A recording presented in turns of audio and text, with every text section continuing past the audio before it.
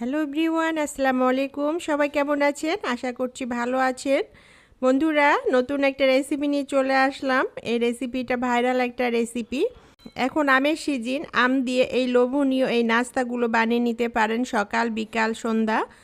Healthy কোনো নাস্তা try করতে চাইলে সকালবেলা ঝটপট এভাবে বানিয়ে নিতে পারেন, আবার বিকেলের নাস্তার জন্য বানিয়ে নিতে পারেন। এই পাকা আমের এই হলো নাস্তাটা। তো হলো আমরা তো অনেক রকমের প্যানকেক খেয়েছি বা এই রকম হলো জালিদার হলো পিঠাও খেয়েছি। তো আম দিয়ে যে এত মজার লোভনীয় এই জালিদার এই পিঠাটা বা নাস্তাটা বানানো যায়, সেটা না বানালে কিন্তু বিশ্বাসই হবে না। আর এটা বানানো খুবই সহজ, খেতে কিন্তু দুর্দান্ত স্বাদ। আশা করছি ভালো লাগবে। ভালো লাগলে লাইক, কমেন্ট, শেয়ার করে চ্যানেলটিকে সাপোর্ট করবেন, পাশেই থাকবেন।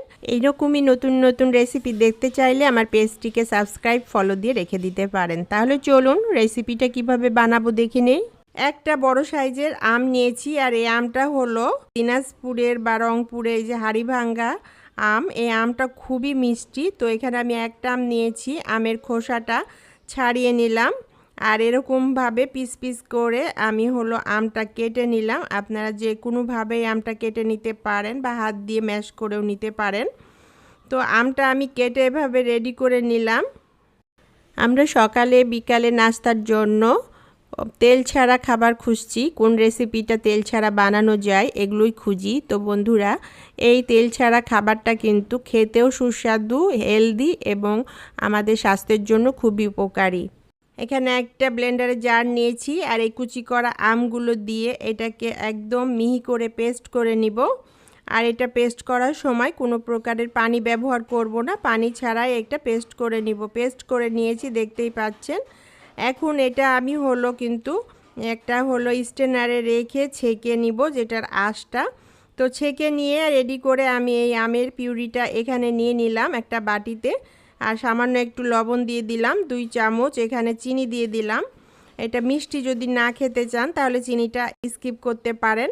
তারপর এটাকে খুব ভালোভাবে মিশিয়ে একদম চিনিটাকে গলিয়ে নিলাম। তারপর এখানে আমি 1 বাটি হলো আটা নিয়ে নিয়েছি। আটাটা এখানে অল্প অল্প করে দিব, দিয়ে এটাকে মিশিয়ে নিব। আমি আটা দিয়ে করছি, আপনারা হলো ময়দা দিয়েও করে নিতে পারেন। আটা দিয়ে করছি কারণ আটাটা সবার ঘরে অ্যাভেলেবেল থাকে। তারপর এটাকে আমি আস্তে আস্তে মিশিয়ে নিলাম। তো হলো আমি এই 1 বাটি পুরো আটাটা এখানে দিয়ে দিয়েছি, দিয়ে মিশিয়ে নিয়েছি। তো আর অল্প অল্প করে পানি দিয়ে এটাকে এরকম একটা ব্যাটার তৈরি করে নিয়েছি। এখানে অল্প অল্প করে পানি দিতে হবে, বেশি পানি একসাথে দিয়ে দিলে ব্যাটারটা পাতলা হয়ে যেতে পারে। তো এরকম একটা পাতলা ব্যাটার তৈরি করে নিয়েছি। এখন আমি এখানে শেষ মুহূর্তে 1/2 চামচ বেকিং পাউডার দিয়ে দিলাম। 1/2 চামচের অর্ধেক এখানে বেকিং সোডা দিয়ে দিলাম। আপনার কাছে যে কোনো একটা থাকলে যে কোনো একটা দিয়েও এই রেসিপিটা করতে পারবেন, তবে অবশ্যই এটাতে বেকিং পাউডার কিংবা বেকিং সোডার যে কোনো একটা অ্যাড করতে হবে। তারপর এটা দিয়ে নেড়েচেড়ে খুব ভালোভাবে মিশিয়ে একটা মসৃণ একটা ব্যাটার তৈরি করে নিলাম। দেখতেই পাচ্ছেন ব্যাটারটা কীরকম পাতলা হয়েছে। ব্যাটারটা বেশি ঘন হলে আবার এই নাস্তাটা ভালো মতো হবে না। তো এটা একদম রেডি হয়ে গেছে, এটা রেস্টে রাখার কোনো প্রয়োজন নেই। এটা ব্যাটারটা বানিয়ে নিয়ে সাথে সাথেই কিন্তু এই নাস্তাগুলো বানিয়ে নিতে পারবেন। তারপর আমি চুলায় একটা প্যান বসিয়ে দিয়ে এখানে একটু সামান্য তেল দিয়ে দিলাম, দিয়ে এটাকে মুছে দিলাম। বেশি তেল লাগবে না, একটু মুছে দিলেই হবে। ডালের চামচের 1 চামচ এখানে ব্যাটার দিয়ে দিলাম।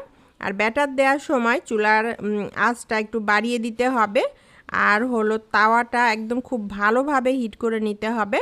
আর বাড়িয়ে দিয়ে যখন ব্যাটারটা দিয়ে দিবেন এইরকম একটা জালিদার চলে আসবে, সে মুহূর্তে হলো চুলাটা একদম লো আঁচে করে দিতে হবে। দিয়ে ঢাকনা দিয়ে ঢেকে এটাকে কিছুক্ষণ কুক করে নিতে হবে। কিছুক্ষণ কুক করার পর দেখতেই পাচ্ছেন এই পিঠাটা বা নাস্তাটা কত জালিদার হয়েছে, কত সুন্দর হয়েছে। তো বন্ধুরা, চুলার আঁচটা এটা বানানোর জন্য খুব ইম্পর্টেন্ট। ব্যাটার দেওয়ার সময় চুলার আঁচটা বাড়িয়ে দিয়ে দিতে হবে, তাহলে এরকম জালিদার একটা পিঠা তৈরি হয়ে যাবে বা নাস্তা তৈরি হয়ে যাবে। আর হলো চুলার আঁচ লো আঁচে রেখে যদি এই ব্যাটারটা দেন তখন কিন্তু এরকম জালিদার হবে না। তাই জন্য চুলার আঁচ একদম বাড়িয়ে দিয়ে ব্যাটারটা দিবেন। আর হলো দেওয়ার পর যখন এরকম একটা জালিদার হয়ে যাবে তখন আস্তে চুলার আঁচটা একদম লো আঁচে করে দিবেন। দেখতেই পাচ্ছেন এভাবে আমি সব বানানোর প্রসেসটা যদি ঠিক থাকে তাহলে অবশ্যই আপনার এই নাস্তাগুলো এরকম জালিদার হবে।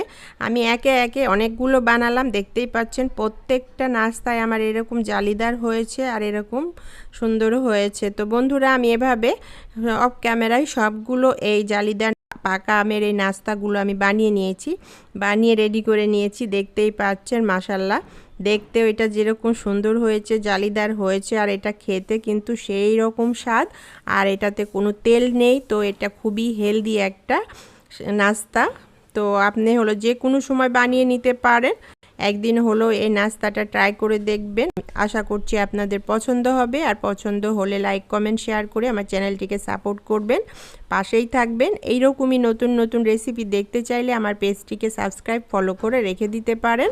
তো বন্ধুরা আমি তো এটা বানিয়ে খেলাম, আপনারাও একদিন ট্রাই করেন। সবাই ভালো থাকবেন, সুস্থ থাকবেন, আবার দেখা হবে এইরকমই নতুন কোনো রেসিপির সাথে। আল্লাহ হাফিজ।